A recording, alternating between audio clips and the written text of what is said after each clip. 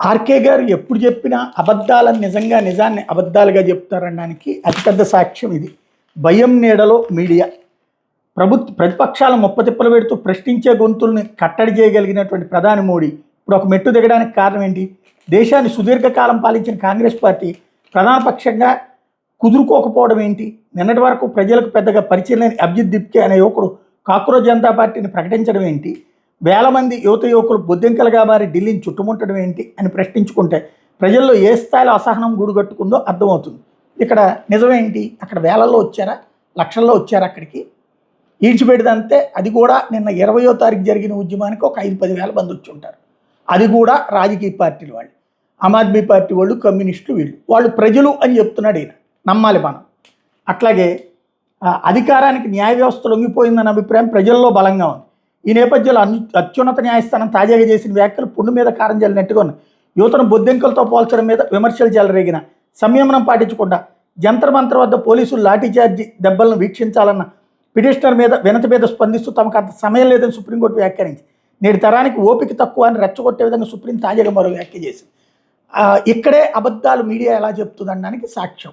RK గారి లాంటోడు chief ఎడిటర్గా చేస్తున్నటువంటి ఓనర్గా చేస్తున్నటువంటి ఎంత ప్రజల్ని మోసం చేస్తాడు, తప్పుల్ని ఎట్లాగా వీళ్ళే తప్పు చేపిస్తారు అనడానికి ఏంటి? బొద్దింకలని ఎవరన్నారు?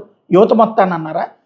ఎవరైతే తప్పుడు సర్టిఫికెట్లతో కోర్టులలో పిటిషన్లు వేస్తున్న, ఆర్టీఏ పిటిషన్లు వేస్తున్న కొందరు దొంగలను అన్నారు. వాళ్ళనంటే అది యువతరం మొత్తాన్ని అన్నట్టు అభిజిత్ దుప్కే తీసుకొస్తే దాన్నే సమర్థిస్తున్నాడంటే ప్రజలకి నిజం చెప్తుందా మీడియా, అబద్ధం చెప్తుందా? లేకపోతే ప్రజాస్వామ్యానికి మూలస్తంభాలే 4 వ్యవస్థలు ఆత్మహత్య చేసుకోవాల్సిన తరుణం ఆసనమే. శాసన కార్యనిర్వాహక వ్యవస్థల మీద ప్రజలు ఇదివరకే విశ్వాసం కోల్పోగా ఇప్పుడు న్యాయ వ్యవస్థ, మీడియా మీద కూడా విశ్వాసం కోల్పోతున్నారు. శాసన కార్యనిర్వాహక వ్యవస్థలు తమను దగా చేస్తున్నాయని భావిస్తున్న ప్రజలకు న్యాయ వ్యవస్థ, మీడియా వ్యవస్థ కూడా ఉపశమనం లభించడం లేదా అని ప్రశ్నించుకుంటే అవుననే సమాధానం వస్తుంది. మీడియా వ్యవస్థను అట్లా నాశనం చేసినటువంటి దానికి ఆద్యుడు రాధాకృష్ణ గారు. చక్కగా ప్రజలకి సమాచారం ఇవ్వడము, ఆ పైన వివిధ రంగాల నిపుణులతో అభిప్రాయాల్ని క్రోడీకరించేటటువంటి మీడియాని తీసుకెళ్ళి కేవలం పార్టీల రాజకీయాల కోసం తాబేదారులుగా మార్చినటువంటి చరిత్ర కలిగినటువంటి ఆయన జర్నలిజానికి సంబంధించిన హక్కుల గురించి మాట్లాడుతున్నాడు, రాస్తున్నాడు. అది ఇక్కడ గొప్ప విశేషం. లేకపోతే మీడియా సంస్థలు భయం నీడలో పనిచేస్తున్నాయి. ప్రభుత్వాలను ఎదిరించి నిలబడలేని స్థితిలో ఉన్నాయి. అయోధ్య రామ మందిరానికి ప్రజలు ఇచ్చిన విరాళాలు చోరీకి గురైన జాతీయ మీడియా పెద్దగా పట్టించుకోకపోవడం కూడా ఇందులో భాగమే.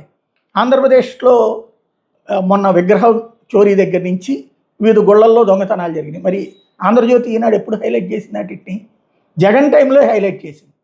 మరి ఇందులో దొంగతనం గురించి దొంగతనమే, అంతకు మించి ఏంటని ఈయనే రాసుకొచ్చారు. ఇప్పుడు వచ్చేటప్పటికి రివర్స్లోనమాట. అలాగే సోషల్ మీడియా ఇంతలా విస్తరించిన ఈ కాలంలో ఏ విషయాన్ని దాచిపెట్టలేమని ప్రభుత్వాలు, ప్రధాన మీడియా సంస్థలు గ్రహించాలి. అది ఈయనకు కూడా వర్తిస్తుంది. ప్రజాస్వామ్యంలో వ్యవస్థ ప్రజలను, ప్రత్యర్థులు భయపెడుతూ ఎంతో కాలం మనుగడ సాగించలేమని పాలకులు గుర్తించాలి. మొట్టమొదటి అది ఎవరు గుర్తించాలి? రాధాకృష్ణ గారు గుర్తించాలి. ప్రజల్ని ఎల్లకాలం మోసం చేయలేమని. ఓసారి ఆ మోసాన్ని ప్రజలు తిప్పికొట్టారు, మళ్ళీ మోసం చేస్తూనే ఉన్నాడు ఆయన. కానీ నీతులు మాత్రం జనానికి చెప్తున్నాడు.